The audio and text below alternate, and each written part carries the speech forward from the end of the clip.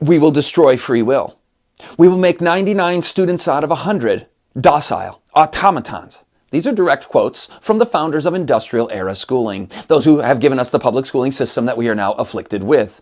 You will hear their quotes in full in this video. It's all borrowed from Schooled, the deliberate agenda to destroy individuality, reduce intelligence, and re-engineer society. There's another seminar on media. It's media and schooling that create the priming for the social control that you see all around you. There's a lot of talk about mass formation of the group mind and how that's a psychosis afflicting society today. Well, what is the priming from an early age that produces the mind that is incapable of critical thought? Let's get into it. Back into the Dark Ages, the method of social control was simply keep people ignorant, keep them illiterate. So there wasn't a schooling system to brainwash people back in the Dark Ages. But when people became literate in the Word of God and started to study and become enlightened, the Enlightenment happened. 1500s, 1600s, 1700s. And you have a general awakening, a reformation, a renaissance of ideas, at which time the Counter-Reformation says, no you don't. We had a stranglehold over the minds of the masses in Europe, the priest class of the papal Rome. And they said, we're going to have a Counter-Reformation. 1500s, the Jesuit order is formed. Bertrand Russell tells us that the Jesuits provided one sort of education for the boys who were to become ordinary men of the world. So a mass, generalized education for the masses. They must be schooled, because if you can't beat them, keeping them ignorant, you must join them. We're going to form a school system here. And then another system of education for those who are to become members of the Society of Jesus. So the initiates into the Jesuit order would receive that brainwashing. The general congregation of the people, the masses of society, would have what kind of education? It says it. Ordinary men and women will be expected to be docile, industrious, punctual, thoughtless, and contented. Now, I like punctual, I like industrious, but wait a minute, did you hear docile and thoughtless? That's the whole point. Fast forward 300 years from the 1500s to the early 1800s, you get the secular state wanting to amplify their social control in the time of the Industrial Revolution to create compliant industrial workers and factory workers, as well as soldiers in the Prussian army. You're familiar with well-drilled soldiers of the Prussians. They had been humiliated by Napoleon's armies. They said, never again. We will be the strongest military power, the strongest industrial power on the continent of Europe. And they started public schooling to do this. Education should provide the means to, now I want to pause the quote right there. This is one of the founders of Prussian schooling in early 19th century Industrial Revolution Europe. And you would probably fill a lot of great things into that quote.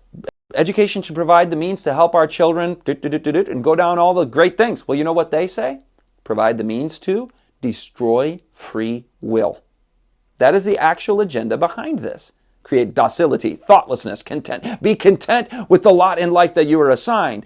Don't aspire. Don't have ambition. Don't be an individual. Destroy free will was the direct quote from Johann Gottlieb Fichte.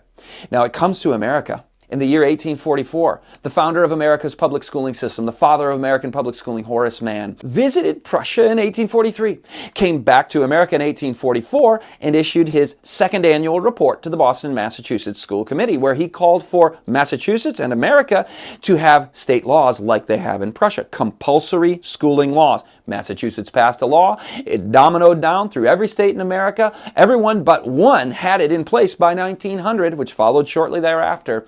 And we had an emerging Prussian schooling system in America, which was thoroughly Prussianized by the 1890s, when America's Industrial Revolution was underway. Now, you probably know the name John D. Rockefeller. The Rockefeller Education Board were the ones that funded the American public schooling system and created a national public schooling system in this country. And there's a whole history of that. Watch Schooled. You can get the whole history of Rockefeller education. I'm going to give you the skinny in one quotation from the Rockefeller Education Board.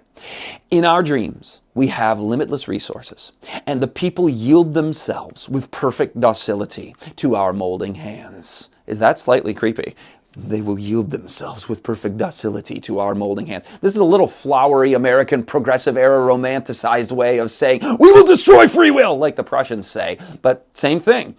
The present education conventions fade from their minds, and unhampered by tradition, we work our own goodwill upon a grateful and responsive rural folk, so the traditional ways of America, of individualism, critical thought, and aspiring for something great, That's not going to happen anymore. Those traditional ways are giving way to, these rural folk are coming in the urbanization to our city centers of industrial output, and we're going to create compliant factory workers as well, and we will do our own goodwill upon them. We shall not try to make these people or any of their children into philosophers or men of learning or men of science. We have not to raise up from among them authors, editors, poets, or men of letters. We shall not search for embryo great artists, painters, musicians, nor lawyers, doctors, preachers, politicians, statesmen, of whom we have an ample supply.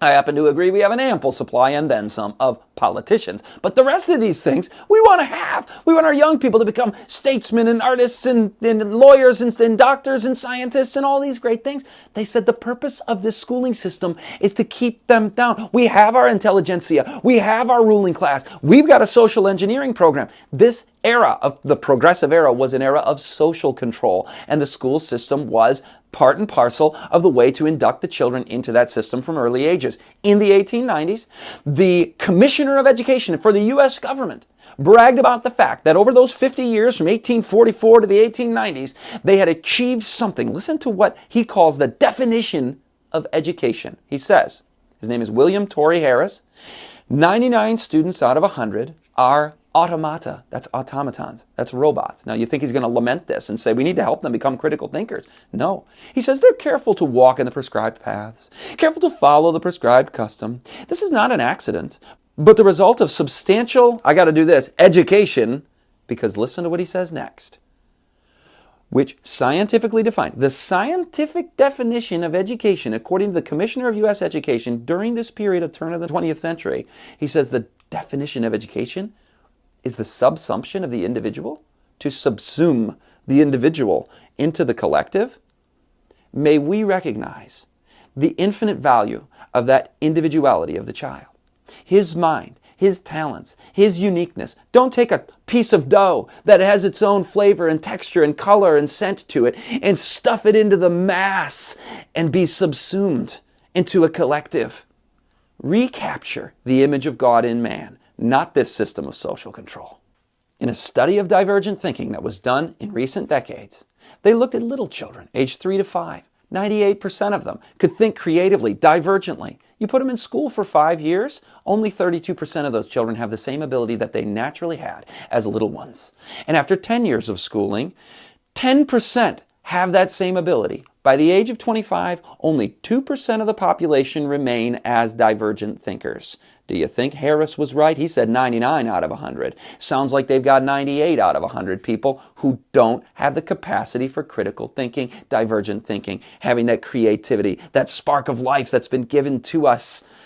Recapture that, reclaim that, develop that through study, through labor, through being human again and not cogs in a machine.